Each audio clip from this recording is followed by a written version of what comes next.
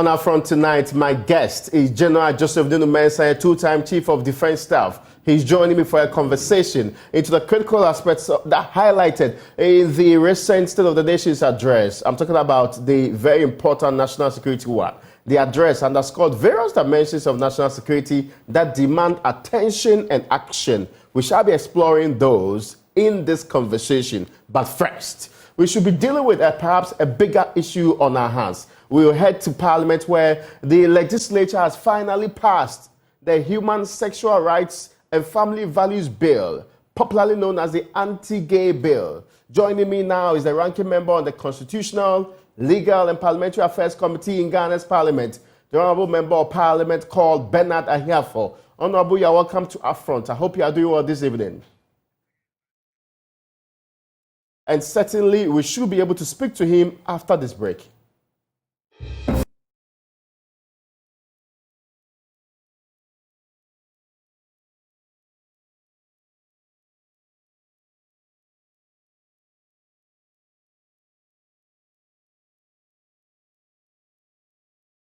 You're welcome back. And after more than 2 years, as I say earlier on, Parliament of Ghana has unanimously approved the Human Sexual Rights and Family Values Bill, popularly known as the Anti-Gay Bill. The bill, among other things, prescribes a 3-year jail term for engaging in LGBTQ plus activities and a 5-year imprisonment for promoting these activities. For so many weeks, the bill has actually had last-minute difficulties with the now majority leader seeking, among other things, some extension of a sort, even today, to try and make sure that it's not passed as early as supposed to be. We are joined in this conversation by a former General Secretary of the Christian Council, Reverend Dr. Kwabena Opunifrimpong. When he was General Secretary, was instrumental in the conversations around this particular bill. We'll also be going to Parliament, where the ranking member on the Constitutional, Legal and Parliamentary Affairs Committee shall be telling us a lot more about the final changes that happened in this bill.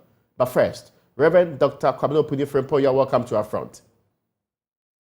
Good evening, and let me say good evening to your team and your cherished listeners. To those who oppose the bill, and it included earlier today a grouping purporting to be 17 or 18 civil society groups saying that this is a terrible bill that should not at least be ascended to by the president. But first, is this really, truly a step in the right direction? Raymond, if you let me first say this, that today is February 28th, and Parliament has given Ghanaians maybe one of their best gifts as we honor, as we celebrate some of the great men and women who died for our independence, are people like Ajete, Lamse, Atipu. Now, we are growing our democracy, and we should not be afraid of dissenting views. When I am hungry as a Ghanaian, I should be free to say I'm hungry. It should not stop other people also to raise their concerns.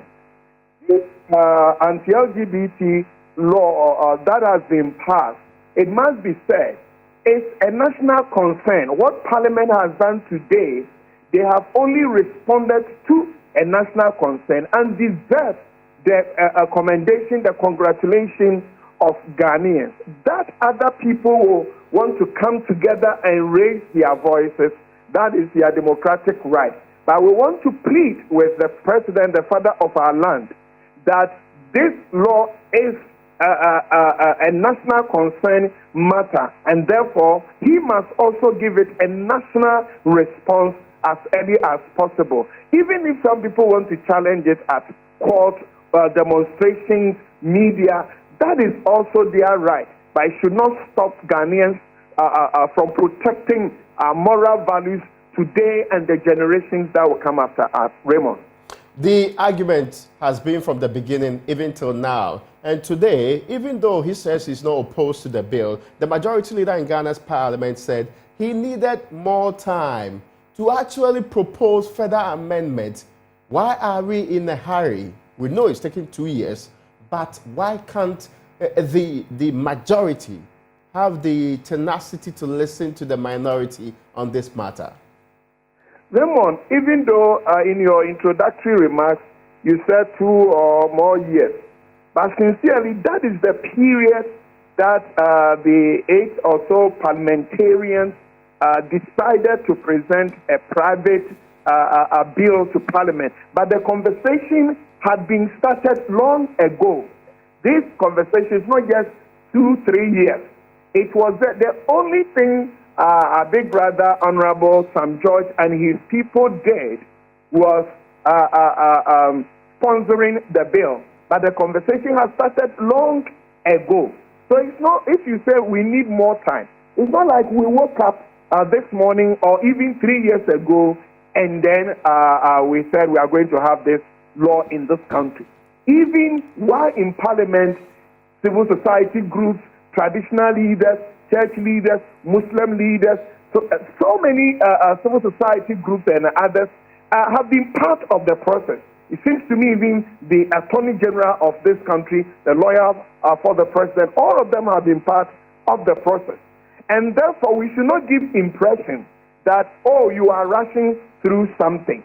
But still, we have come to this point. If other people want to raise issues, they are free to do so. In democracy, whether majority, minority, voices must be heard. But it shouldn't also stop us from protecting certain family values. And therefore, at this stage, we will only humbly plead with the father of the land that this law is a national concern issue, and he must give it an urgent national response. We don't need to raise another tension. We have seen enough. And where we have reached is a president who must put this matter to sleep by assenting to the bill. Raymond. It doesn't appear that the president is inclined to do so. People say there was a dress rehearsal with some other bills. He refused to sign because he had difficulties. Difficulties I'm already raising with this current bill about the element of the cost it may directly or indirectly impose on the state, which a private member's bill is not allowed to do so. The speaker is of a different interpretation on the matter. Is this much ado about nothing if the executive president says, I'm not signing it? Raymond, at least we thank God and we congratulate Parliament that the People's Assembly has done what Ghanaians asked them to do. It is now up to the president also to do what Ghanaians want him to do. And he has asked us, even this evening, I'm not sure the president has given us any impression that suggests that he will not sign it. So let's give him the benefit of the doubt.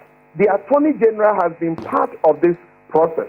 So for some good reason, don't let us read into the mind of the president that he may not do what Ghanaians are asking him to do. I don't want to think like that. Let us get to the break and we will cross it. At the moment, Parliament has passed this bill. Let us all pray and wait for the president. But I am pleading that he must give a national response, in fact, urgent national response to the national concern that Ghanaians have raised through the People's House. Now, I know that you are a Reverend Minister. I also know that you have competence in political science. The reality on the ground is that some believe that this bill is really a bit on the difficult side. It prescribes punishments that takes people to jail. People who are directly engaged in LGBTQ activities, 3 good years. Those who promote it can go to jail for 5 good years. I've heard some say, even for you in academia and also as men of the cloth, it should be something you should be worried about. Why are you seeking to use jails to correct a moral matter? Raymond, I am, yes, we've all been at the Political Science Department, University of Ghana, but I'm not a lawyer. What goes into the preparation of the law is in the domain of Parliament. And therefore, if Parliament has gone through what they ought to do and has given us this pass this bill, as somebody who doesn't know the law, I will accept and respect what Parliament has given to us. However, those who understand the law and those who think there's something that's a certain defect in the law, that is why we have another of our governance system. That's why we have the court. I'm even hearing that some people are preparing to go to court. Let's build our democracy. Let's work out in such a way that if any Ghanaian is not happy, there are systems, there are structures that will allow us to hear his or her voice. So at the moment, all that I'm saying is, if our lawmakers have come to this conclusion, as a Ghanaian, I'm very happy, I'm satisfied, I will congratulate them. I'm only looking up to the next level that the president of the country must give, if you like, urgent national response to it.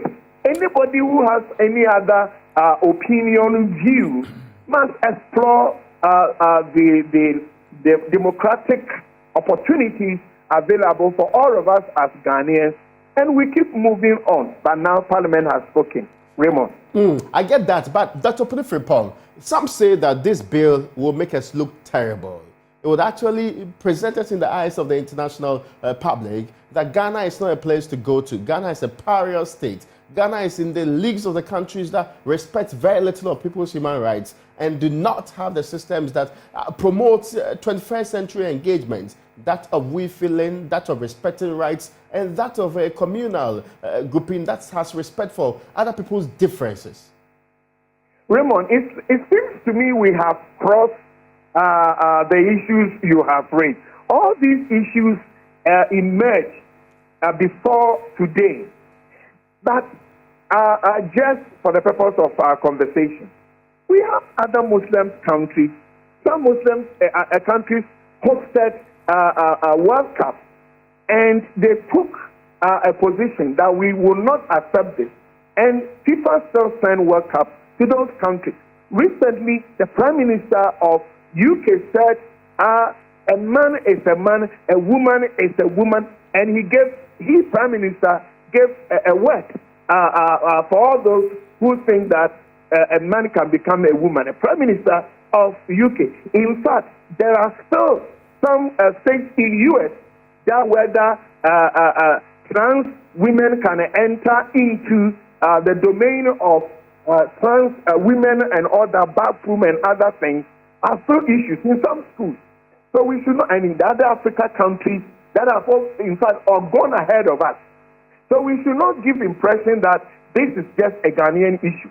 Why some may not visit us, others are rushing to us. Now there are others who are rushing to this country because of the position we have taken. So if we open our doors, there are others who will run away from us because of our position on LGBT. The same way, if we protect our family values, there are others who will run away from us. Let us build our country. The president raised this issue that we must build Ghana beyond aid.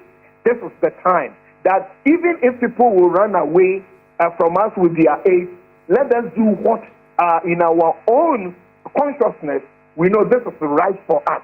Even if we are wrong, we must be sincerely wrong. Raymond.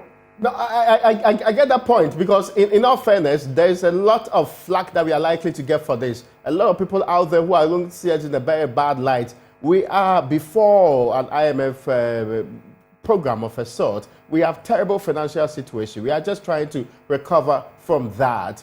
Are we not adding extra layer of trouble to already troubled state? I think to some of the people, that's where the problem is the international relations part, is the element where people will now see us in ways that we may not get the support that we need in very critical times now. Raymond, you are my friend. You keep sending me to 2, 3, 4, 5 years back, telling you that this issue is not new. You know it. We have come a long way. So today we must be celebrating Parliament. There was people and Lamptey and the others, how many years ago, They have done a similar one for us. Put up against mighty men full of guns who killed them. But they were able to say, we are Ghanaians. This is what is good for us. That is what Parliament has done today. So don't let us just go that way that we are still beggars, going around begging people. If that and Lamte and Atipo and the rest stood up for the future we are enjoying, let all Ghanaians come together and raise and pass our national anthem. Stand up against oppressors' rule and build Ghana that we want. You keep going back, but let us move forward. Raymond, we have crossed the bridge, but there may be other bridges ahead of us. We are not there yet, but today is a day that we must celebrate the great men and women in Parliament that they have given us another Ajete, Lampe, Atipo, Ghana. And we are proud of them. We must be proud of ourselves. We are poor. We are IMF. But at least, Kwame Nkrumah said, even if in our manage ourselves, it's far better than allowing outsiders to come and dominate us and whether to rule or misrule us. So today is a day that we must celebrate. I wish we move forward rather than what other people do. We have heard of those. In some Eastern African countries, even the whole Speaker of Parliament had been denied visa on this subject before. But they are not dead. They are still building their country. Ghana, let us follow that example. My final question to you, Reverend Dr. Kwabena Opuni-Frimpong, is the way forward on this matter. What next? We are passed a bill that incriminates certain activities. We are passed a bill that actually prescribes certain conduct. What next? Yes. Now, what next? What we are all waiting from tomorrow morning is to hear the office of the president. And I pray and hope it will be very favorable and it will be urgent.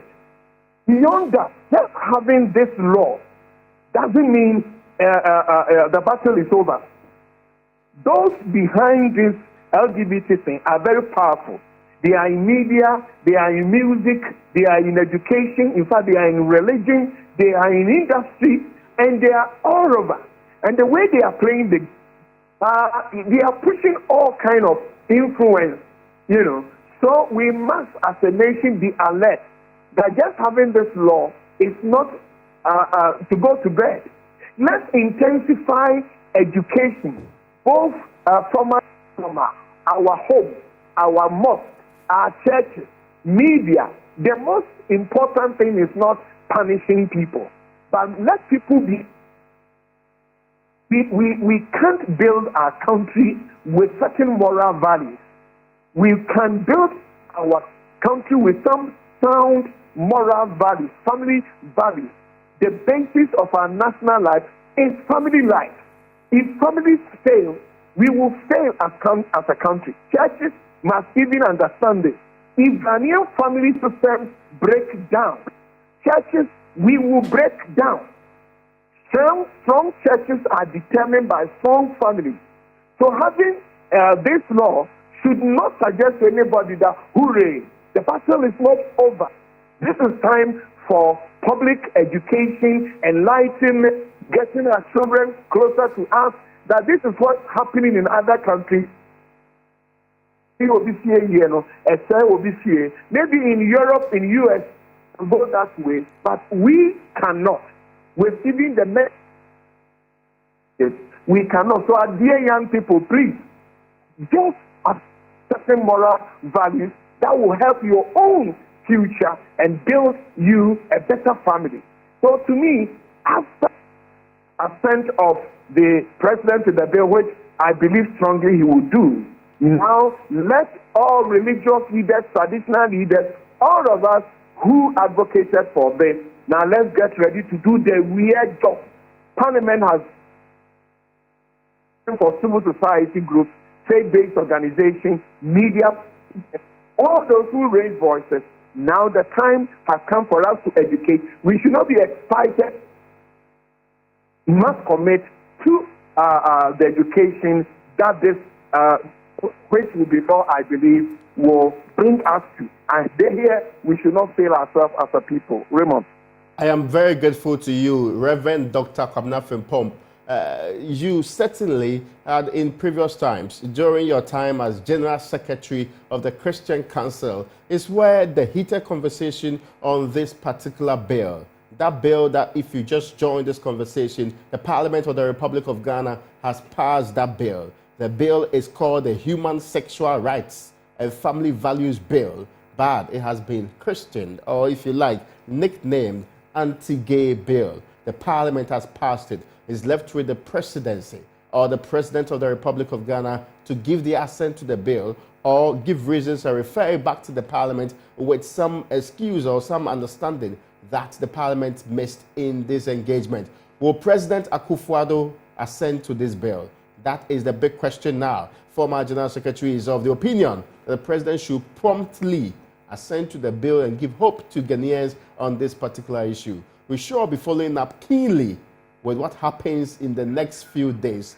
Certainly, I should be able to go to the Parliament of the Republic of Ghana, where the ranking member on the Constitutional, Parliamentary and Legal Affairs Committee, that committee was the one that worked on this bill, joins me now, the Honorable Bernard Ahiafo. I am grateful finally we've been able to make contact with you and you can join us for this conversation. You're welcome, sir.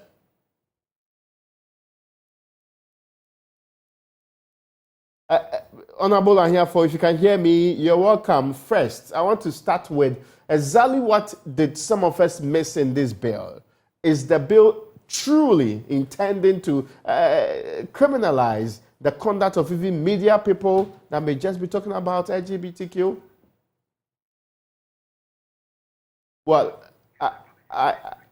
I actually have a difficulty reaching out very much so. So if you're able to get to the Member of Parliament, that clarification should be given out to you. We'll still have this conversation in the course of this show. But with you straight, after this break, I should be able to bring in the security angle to the conversation that we'll be hoping to have. Our President of the Republic spoke, starting first and foremost with the security in the sub-region and in the country. That analysis will be done by a man who has been on several occasions the Chief of Defense Staff of the Republic of Ghana. The General Joseph Nunu Mensah will be joining me after this break.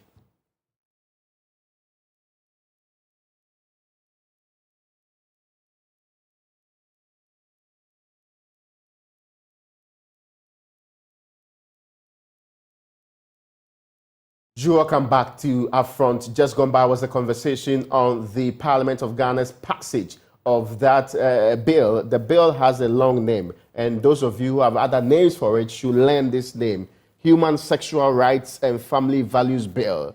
That is what the actual name of that bill. It's been passed by the Parliament of the Republic of Ghana, which in effect, and so people who are not sure about what the bill seeks to do, the bill in effect says those who engage in LGBTQ activities can go to jail up to 3 years. For those of you who promote it, who engage in the promotion of LGBTQ activities, will also spend about 5 years in jail.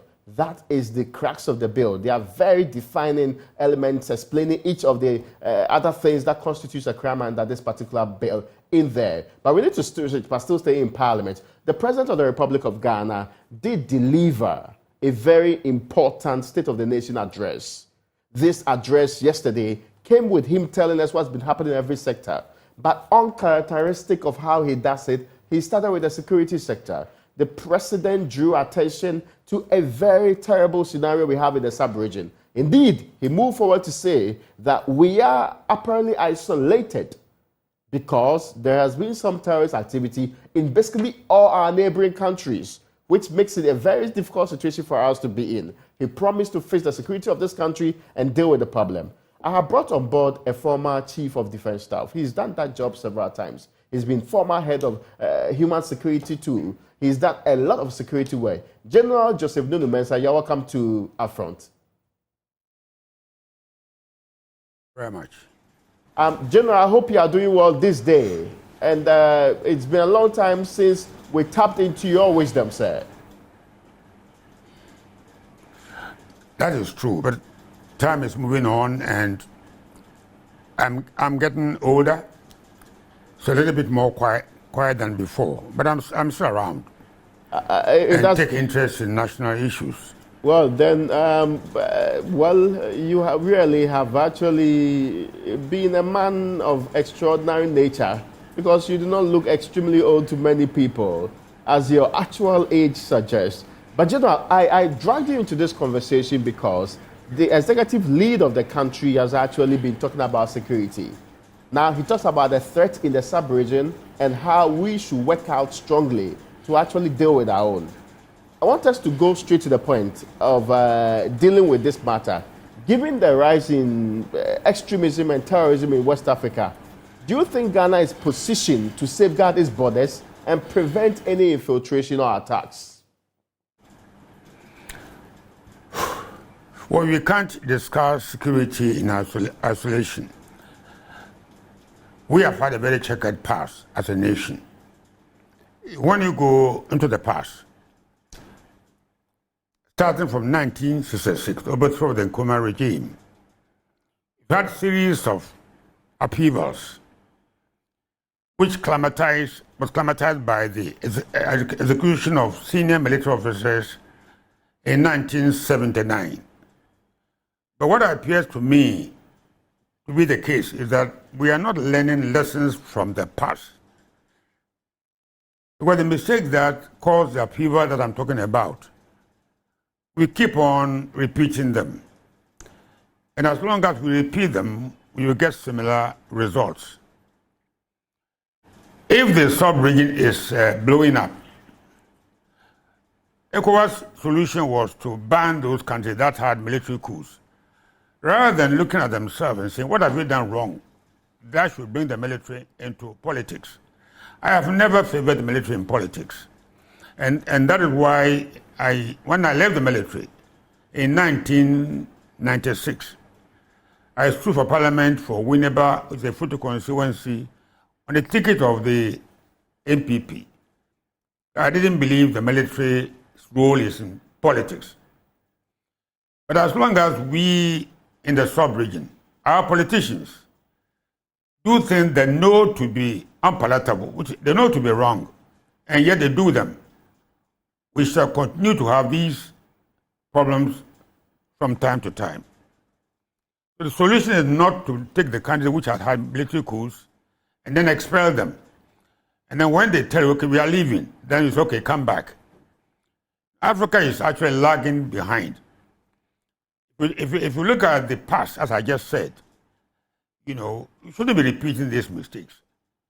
You can go back, for example, in Ghana's case, as far back as 1979, when the AFIC handed power back to the PNP regime. I was about 42 years old.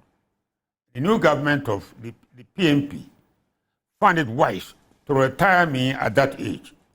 So I've been drawing pension, maybe one day I'll be the oldest pensioner. I've been drawing Ghana's money as a former chief of defense staff for so long. And these mistakes keep repeating. And once you repeat them, and President Mahama did very similar thing. If you are leaving office as a president, you don't appoint somebody in the military to serve the incoming administration. Let the president coming in make his own choice of the available people that he can choose to do that role. But President Mahama did it. My good old friend, Mr. Akufo, has also done it. So when these things have reactions, we should not go and look for the answers far away. So I don't want the military in politics. It's not our job. And the military should stay out of politics. As long as we interfere with the work of the military, we shall be having these controversies. Now, it sounds interesting. You said, we have not learned from our history, and we have not been people who really have understood why we get into trouble. Even in the sub-region, we keep repeating the same things. Exactly what tips us off into the conversation of having to lose states, having the incursion of terrorist groups, having extremists take over, and having countries lose constitutional rule. What have we consistently been doing wrong in these countries? Let's look at the nations which have had coup d'etats in recent times in the ECOWAS sub-region. Let's look at ourselves, and we have to be frank and honest with ourselves. Today in Ghana, we are facing serious economic and social problems, very serious ones. But our governments are behaving as if there's no problem. When you look at ordinary people in this country, how they are facing life, it is hard, it is rough. But we don't even want to accept that times are hard. We don't want to accept it. When my good old friend, our president, spoke yesterday, I was looking forward to answer some of these problems that we are facing, especially with food. Today, you cannot buy local food cheaply. And if I cannot buy, at my level, I cannot buy simple food like gari, cassava, or yam cheaply, then there's a problem.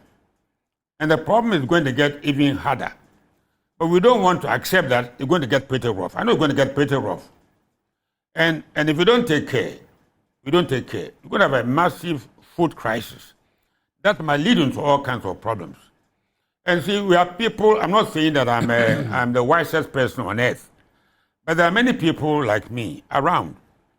What prevents our governments, our presidents, by calling them, General, sit down here. I have a problem. Look at the problem and give me your advice quietly. The only person that I can say didn't behave that way was the late President Mills. He will call me and say, there's a problem here. Come here, just sit down. I will discuss the problems and tell him my peace of mind. Fearlessly, courageously, what the truth should be. Unfortunately, we don't want to hear the truth. Very often, our security advisors, our people that should advise the president, don't tell them the bare truth. They keep on committing the same mistakes. When you commit the same mistakes, you're going to have the same problems coming back at you. Today, I spent most of this morning with our new political maverick, Kwame Bediakun. I'm not happy with the way we are. I'm living, when I say I'm living, at the age of 80, getting towards 88, I don't have too much time to live. I don't like the Ghana that I'm leaving behind. So we are looking for answers to our political, social, economic problems. Ahead of this man, so I called him coming. He came here to my house where we are this evening, and I said, look, what is your vision? What do you want to do? I didn't know him before.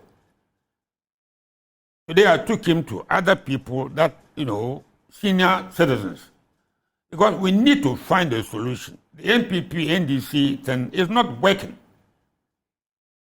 It's not working. And one must be honest about this. We wanted to produce food for the people, food for jobs. Yet, to buy a common thing like a plantain or even cassava is not easy. So our leaders should know that they are here to serve the people. You come into politics to serve, not to make money. They should make it very clear in their ears.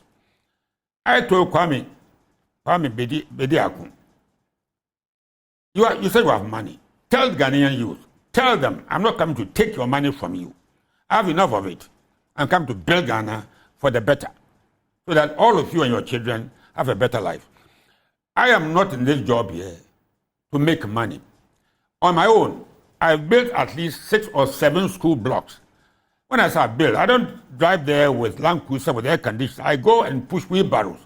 At the age of 75, getting to 80, I was building O'Reilly, building a school in Winneba Secondary School. A whole block, Janunu Mensa House. I was in Aguna Saba, Aguna Konyakun, Mori, the Rampon. When I was there, I wasn't there in a Land Cruiser. I was there pushing wheelbarrow to teach the young people that you lead by example. You serve to lead. Not African politicians. I work with Nkrumah. I've worked with a political leader since Nkrumah. He was a man that didn't have 1-bedroom house. And I mean it. I saw it. I knew it. And at that point in time, his wife didn't have food in the house. I had to go and get food from Ankwadi fishes, get fish and so on, and send to him. Let our leaders behave like that. Then there will be no problem. Otherwise, we're going to get young officers, soldiers, who will be much worse than the Rawlings regime. And to be our fault.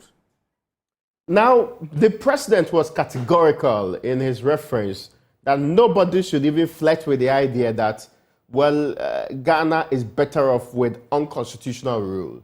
But we all agree, right? The evidence from the past shows that unconstitutional rule has been terrible. Going forward, what specific steps ought to be taken by the people in our political space to make sure that the people believe that we are heading the right direction? You mentioned food security, for example, and I recall that you were in charge of human security. We have Planting for Food and Jobs. We have basically all of the projects that have been put together over the years to try and push us in the right direction. Why are we still having difficulties with food inflation, for example? We have not been sincere with our language.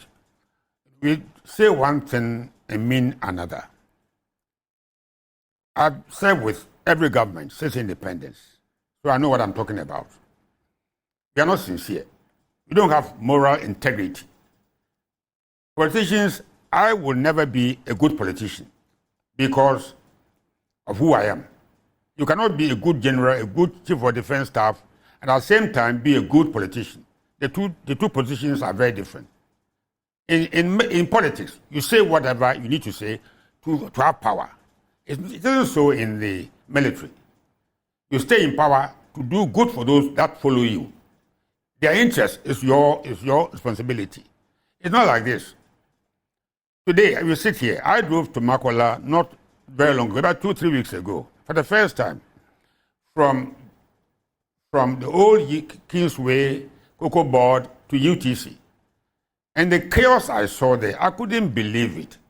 My mother used to sell in the market. My father was a fisherman. I was going to be a fisherman. For some reason, I said I wanted to have education to be who I am today.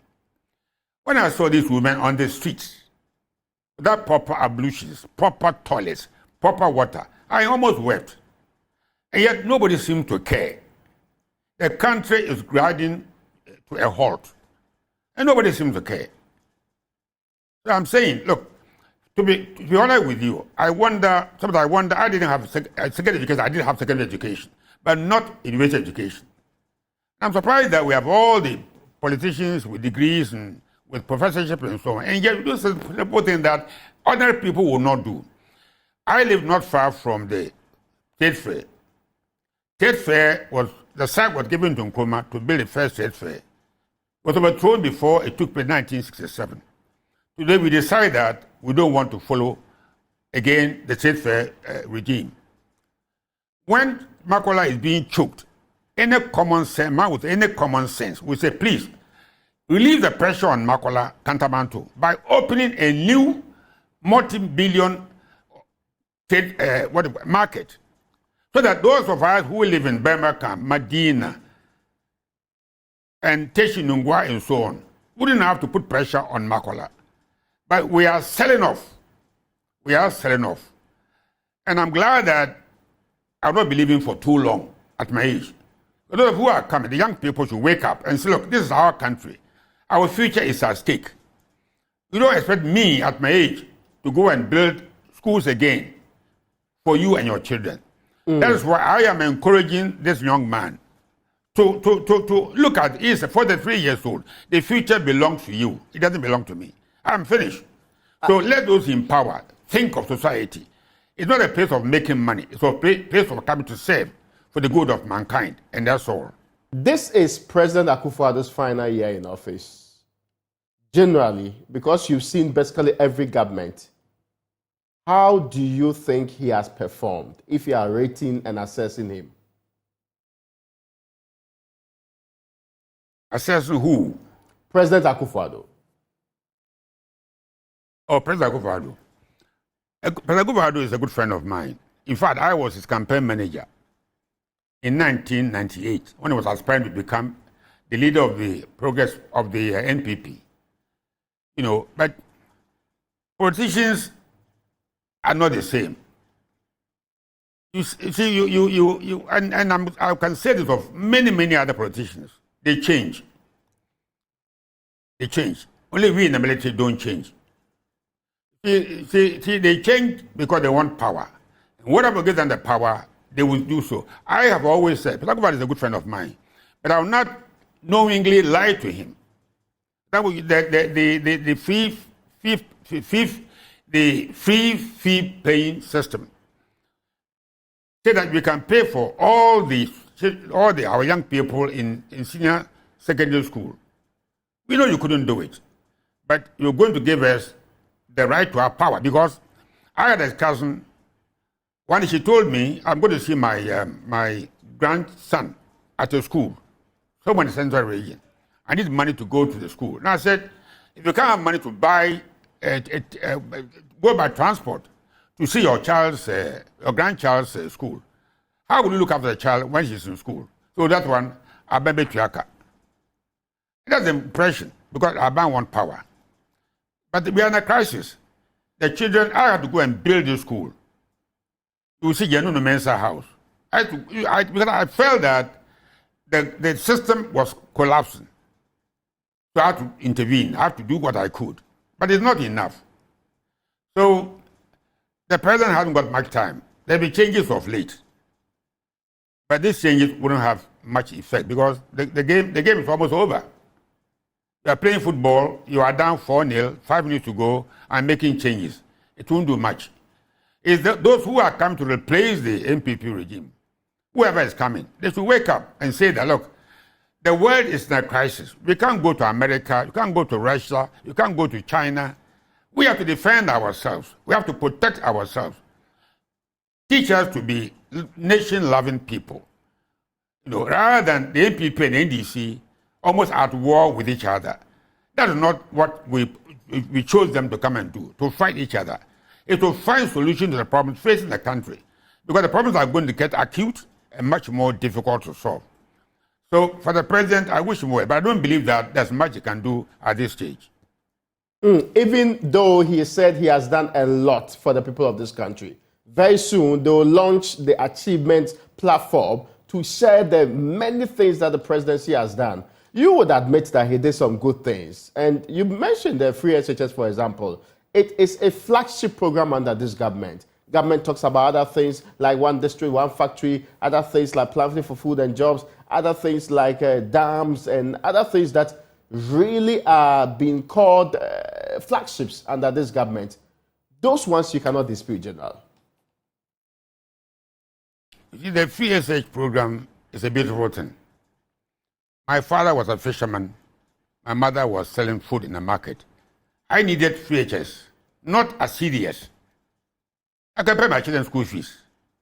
When I was in Britain and my son wanted to be a doctor, there was means testing. It was a big form. See my income, retired officer from Ghana Army, my other responsibilities, my other children I had to look after. And he had to have his education in medicine free of charge. I didn't pay 1 peso. But if you are going to say that all of us, ministers, the president, chief of defense staff, their children should join other poor children and get free education, I don't support it. It's not right. Let us help the poor. I would have not been here if I hadn't struggled on my own to get where I am. But today, if your father or your mother is selling food in the market, there's no way you can become chief of defense staff. You can't make it. So I'm saying you can have a good policy, but how you implement it should be well thought of. I don't know whether, you see, the military is different. The military, you speak your mind. I will speak my mind. Maybe I was born like that. But that is the way I've been trained to do. I want our politicians, our MPs, to be frank. You're MPP member, NDC member. It doesn't matter. When your party is going wrong, don't say that, let the opposition have their say and let us have our way. When the country is going astray, it's not right. So I am saying to you that at this late hour, at the age of almost getting to 88, how long have I got to live? So those of you who are following us, my children and grandchildren, should take charge of the country and make it better for yourself and your children. Finally, advice to those in government now and those in the future. We are going to election in a couple of months, some months, 8 or 9 months from now. What kind of leader should Ghanaians look out for? I have a lot of worries about the election. I mean, the NPP and the NDC behave as if they are at war with each other. I don't know why. I stood for parliament in 1996 for the NPP, and Makama was my opponent. Even so, I was talking as if we were friends. We were political opponents, but not enemies. So I'm saying that if you want to have peace, let's behave properly. Let the Electoral Commission, let individuals, everybody behave as if Ghana. Look, if you let Ghana go, there's nowhere to go. I am telling you because I've lived abroad. I left Ghana for 10 years. There's no place more beautiful than Ghana. Our leaders might think of the future of this country. Don't think about land cruisers and money. I have a car here which is 46 years old. As chief of defense staff, I was driving that car to work. If the CDA didn't buy a land cruiser, how the hell is any officer come to CDA and say, I want a land cruiser? When he drives his own Benz to work, the car is still here. Let us invest in the country. Let us invest in the youth. Let us invest in agriculture. We are paying lip service to this and that, but you're not really doing very much. There is also an important issue about what role models are there today for young people who are growing up. Do you think the likes of you, who have had long histories in service and all of that, they are still role models for younger people to look up to as they intend to take their places in society? I think young people know the good quality leaders. When I'm walking in Osu Danko Circle on the Oxford Street, you see people, a driver, a mate in a trotro, general. Then I drive myself, but I don't think there's anybody at my age driving now, so I'm very careful. But they know the good ones. We want to inspire them. When I go to Aguna Sabah to build a school, I'm not an Aguna chap. I'm from Winneba. But when I saw the pain of those people living there, and I said, let's make something for these people. Let's leave a legacy of service to humanity. We are too much of self-centered people. Let them do, let them drive 3 or 4. If you count my house, we have about 3 or 4 cars. The newest one was bought 1999. And the oldest about 46 years ago. Why don't I buy a Land Cruiser? Let's have moral, character. When I was in the government, before the Mahama administration left office, you asked to buy the car that were serving us at our homes. I told my driver, Bill, go and park that car. Bill said, but sir, everybody's buying their car. Why not buying your car? And I said, Bill, I am not everybody. I'm General Nunu Mensah. I don't do things which I know to be wrong. I don't follow the crowd. Let's be individuals and build a better Ghana for ourselves and our children. Let Africa come out of this nonsense about Africa always being poor. Let us show that. Yes. This is the beginning of a conversation that should continue. But forgive me, I'm told that I've run out of time, and certainly we should pick this up in the future. I am grateful to you, so ever grateful for your time with us. Well, folks, that's where we end today's edition of Upfront. Many thanks to you for joining us.